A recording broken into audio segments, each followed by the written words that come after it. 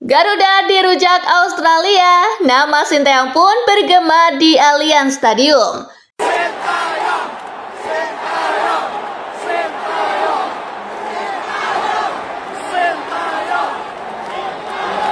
Jepang jadi negara pertama yang lolos ke Piala Dunia 2026. Mikel Merino selamatkan Spanyol. Højlund pukul telak Ronaldo. Jerman permalukan Italia di San Siro. Prancis memble di kandang Kroasia. Ya, langsung saja kita simak berita menarik dan terupdate edisi kali ini bersama Kakak Spasi tentunya. Check it out!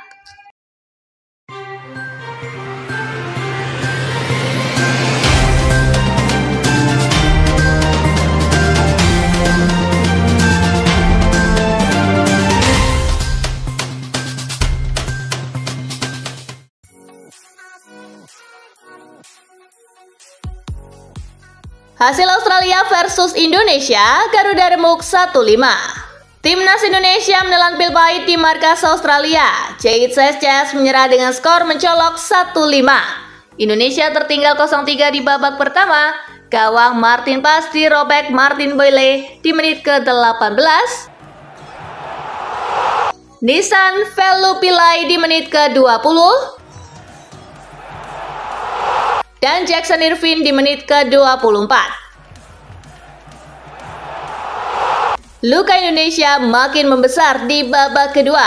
Australia menambah gol lewat Lewis Miller di menit ke-61. Dan Bryce Irvine di menit ke-90. Indonesia cuma mampu mencetak 1 gol lewat aksi Ole Romney di menit ke-78. Hasil ini membuat Indonesia melorot ke posisi keempat.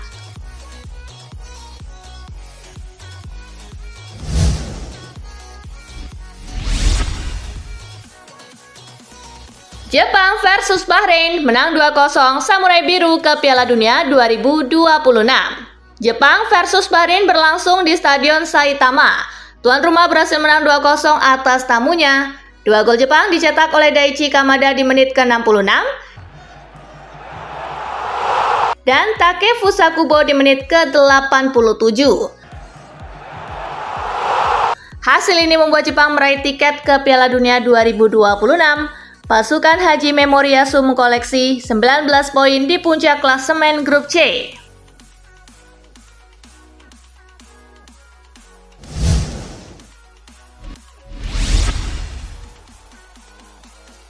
Arab Saudi amankan 3 poin dari China. Bermain di Al-Awwal Park, Arab Saudi berhasil menang tipis atas China dengan skor 1-0.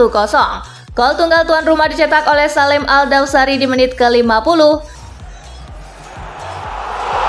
Hasil ini membuat Arab Saudi naik ke peringkat ketiga dengan raihan 9 poin.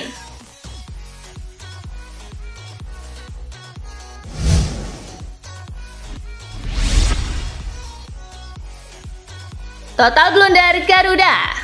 Timnas Indonesia dihantam Timnas Australia di pertandingan kualifikasi Piala Dunia 2026. Garuda tumbang karena total blunder. Banyak pemain yang underperform di laga melawan Australia. Kegagalan Kevin Dix mengeksekusi penalti dan 2 gol cepat yang dicetak Australia membuat pasukan Garuda seperti kena mental.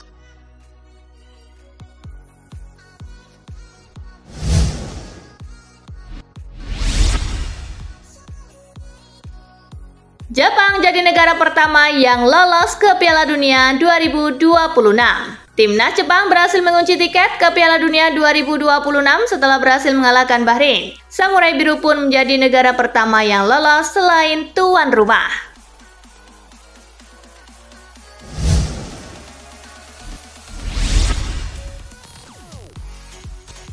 Gol Romney jadi yang pertama buat Indonesia di Australia dalam 52 tahun. Timnas Indonesia kalah 1-5 dari Australia pada kualifikasi Piala Dunia 2026. Gol oleh Romney menjadi yang pertama dalam 52 tahun buat Garuda di negeri Kanguru. Sebelum Romney, Iswari Idris menjadi pemain Timnas Indonesia terakhir yang membobol gawang Australia di kandangnya pada 13 Maret 1973. dalam laga kualifikasi Piala Dunia 1974 zona Asia dan Oseania.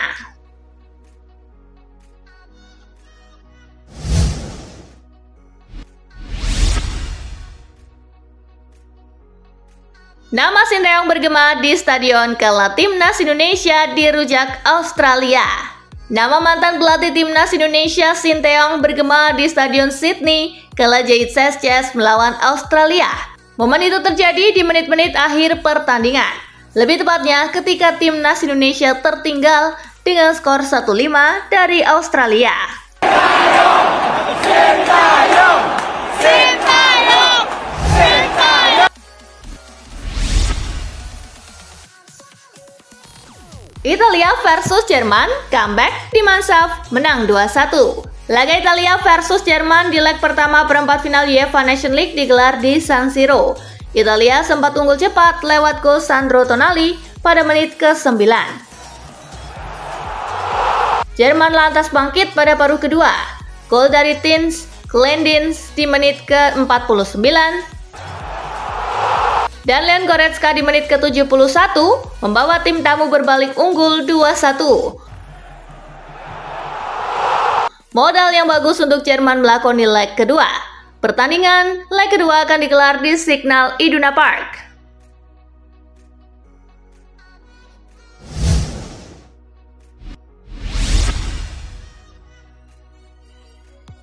Belanda versus Spanyol 2-2, gol injury time batalkan kemenangan The Oranye. Belanda menjamu Spanyol di Stadion De Kuip pada perempat final leg pertama UEFA Nations League. La Furia Roja unggul lebih dulu berkat gol Nico Williams di menit ke-8. The Oranye sempat membalikan skor berkat gol Cody Gakpo di menit ke-28 dan Tiani Reinders di menit ke-46. Namun gol Mikel Merino di menit ke-90+3 membuyarkan kemenangan Belanda. Kedudukan berubah 2-2 yang bertahan sampai pertandingan berakhir.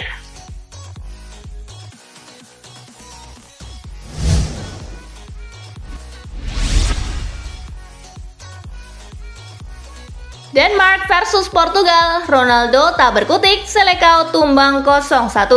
Cristiano Ronaldo tak berkutik saat Portugal bertandang ke markas Denmark di laga UEFA Nations League. Selecao pun harus mengakui keunggulan tim dinamit 1-0. Gol tunggal Denmark dicetak oleh Rasmus Højlund di menit ke-78. Kemenangan ini menjadi bekal penting Denmark menatap leg kedua kontra Portugal di Lisbon.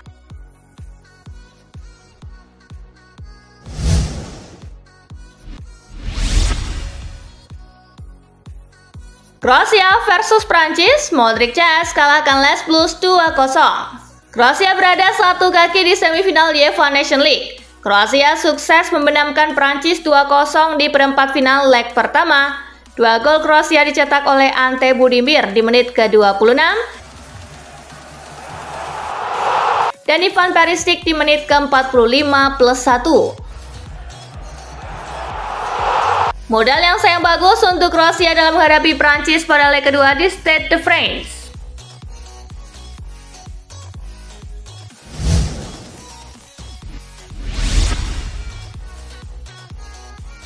Ukraina versus Belgia, Rottweevils tumbang 1-3. Belgia tumbang saat menghadapi Ukraina di leg pertama playoff promosi degradasi UEFA Nations League. Romelu Lukaku dan kawan-kawan kena comeback dan kalah 1-3. Di laga ini, Romelu Lukaku membawa Belgia unggul pada menit ke-40. Setelahnya, Ukraina mampu comeback berkat 3 gol yang dicetak Oleksii Hutsulyak di menit ke-66, Vladislav Vanat di menit ke-73, dan Ilya Zabarny di menit ke-78. Modal yang bagus untuk Ukraina saat menghadapi leg kedua di kandang Belgia.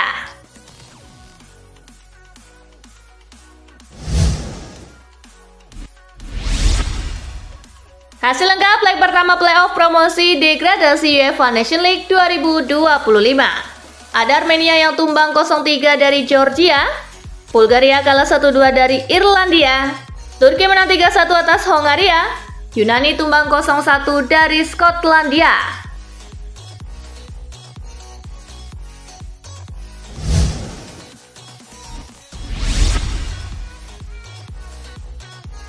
Højlund buat Ronaldo terpukul. Denmark sukses menang tipis 1-0 atas Portugal. Satu-satunya gol di laga tersebut dicetak Højlund. Setelah mencetak gol tersebut, ia kemudian melakukan selebrasi see you ala Ronaldo. Hal itu membuat Ronaldo seperti mendapat pukulan telak dari Højlund.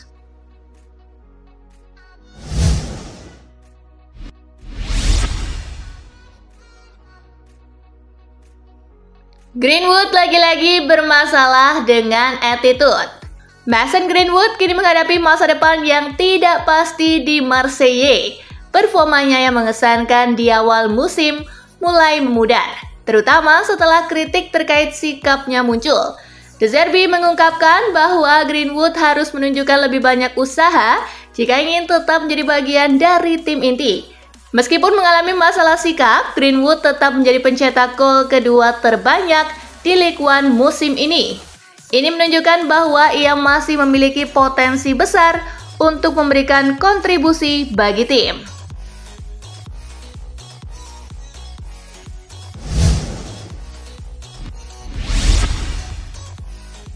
Dembele masuk dalam kandidat peraih Ballon d'Or. Ousmane Dembele tengah menjalani performa yang impresif bersama PSG pada paruh kedua musim ini. Catatan gemilangnya bersama Les Parisiens membuat sang pemain masuk dalam kandidat peraih Ballon d'Or. Berdasarkan polling yang dilakukan L'Equipe, pemain asal Prancis itu memimpin perolehan suara dibandingkan pemain lain. Pemenang Piala Dunia 2018 itu mampu mengoreksi 40,8% voters pada pertengahan Maret lalu.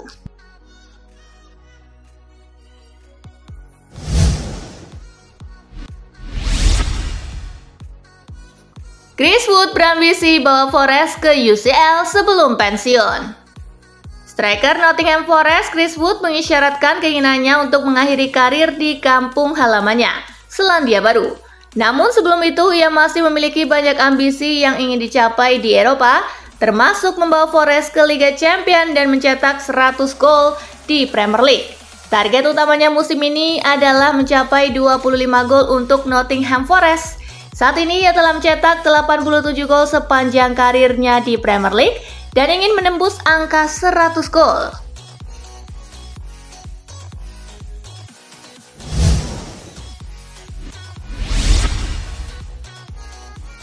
Jack Grealish dan Manchester City tak cocok lagi. Jack Grealish mengalami musim yang sulit di Manchester City dengan minimnya waktu bermain di bawah asuhan Pep Guardiola. Sejauh ini ia hanya tampil sebagai starter dalam 14 pertandingan di semua kompetisi. Meskipun kontraknya masih tersisa 2 tahun, mantan pemandu bakat Manchester United Mick Brown meyakini bahwa Grealish bisa hengkang di musim panas karena dianggap sudah tidak cocok lagi dengan klubnya saat ini. Menurutnya, gaya hidup sang pemain yang kerap berpesta mungkin telah membuat City tidak senang.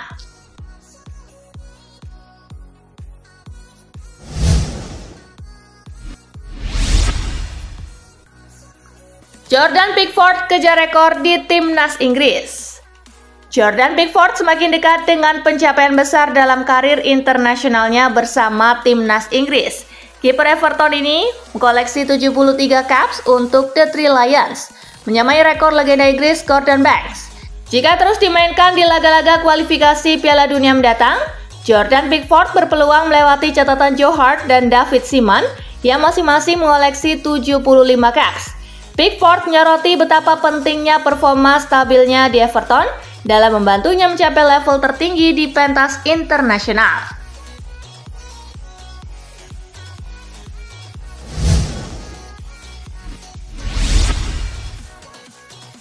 Kapten Manchester United diminta segera pergi. Ex-pilar Chelsea Joe Cole menyarankan bintang Manchester United Bruno Fernandes untuk segera tinggalkan setan merah dan kemudian pergi menuju tim yang lebih memberikannya peluang besar meraih gelar juara.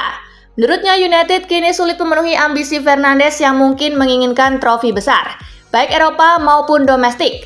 Pentingnya peran dari Fernandes tampak di laga terakhir United melawan Leicester City akhir pekan lalu.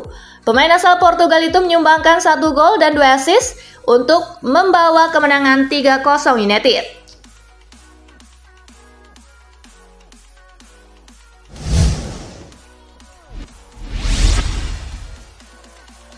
Saudi Pro League siap sambut kedatangan Mohamed Salah.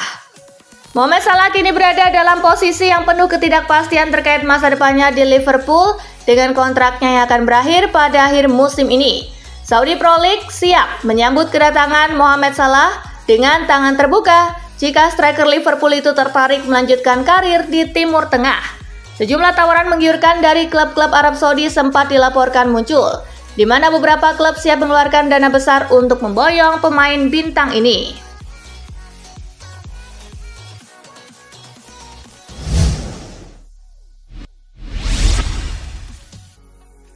Marco Kurela tidak berpikir kembali ke Barcelona. Marco Kurela menghabiskan 8 tahun di Barcelona setelah bergabung dengan Akademi La Masia yang terkenal dari Espanyol pada tahun 2012.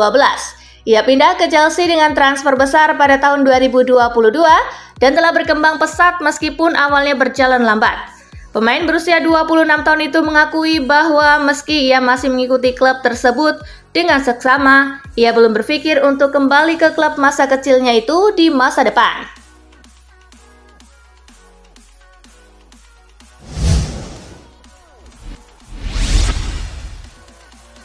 Kubarsi ungkap sosok Rafinha sebagai pemimpin. Barcelona sedang menjalani musim yang luar biasa dan karena itu banyak pemain mereka disebut-sebut sebagai calon pemenang penghargaan Ballon d'Or 2025. Saat ini Rafinha dianggap sebagai favorit banyak orang. Kubarsi mengungkapkan bahwa Rafinha dianggap sebagai salah satu pemimpin di ruang ganti Barcelona. Pemain sayap asal Brasil itu sering mengenakan ban kapten musim ini karena masalah cedera yang dialami Ter Stegen dan jelas bahwa hal ini membuatnya memiliki pengaruh besar.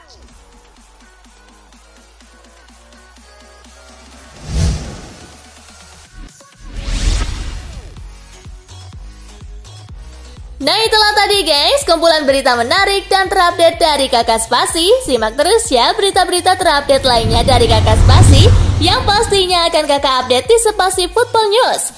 Tapi jangan ditinggalin ya channel Spasinya karena Kakak akan update juga tentang fakta-fakta menarik seputar sepak bola dunia. Dan jangan lupa untuk terus di like, comment, share, dan juga subscribe ya. See you guys!